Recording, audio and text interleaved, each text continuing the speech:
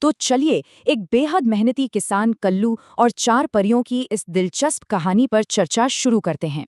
आखिर एक भयंकर सूखा किसी सच्चे इंसान की परीक्षा कैसे लेता है, ये कहानी बिल्कुल यही दिखाती है।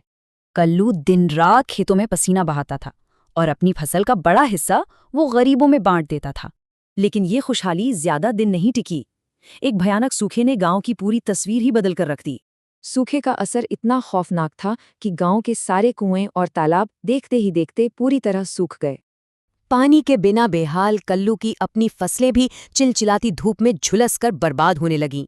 गहरी उदासी में डूबा कल्लू एक पेड़ के नीचे बैठ गया और सच्चे मन से ऊपर वाले से प्रार्थना करने लगा। उसकी निस्वार्थ भावना और सच्ची लगन वाकई इतनी ताकतवर थी कि उसने सीधा ईश्वरीय शक्तियों का ध्यान खींच लिया।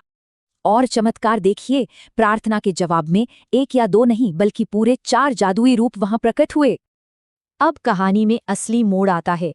ये चारों परियां एक-एक करके कल्लू की मदद के लिए आगे आईं। सबसे पहले आई जल परी। इसका मकसद पानी की इस जानलेवा कमी को तुरंत खत्म करना था।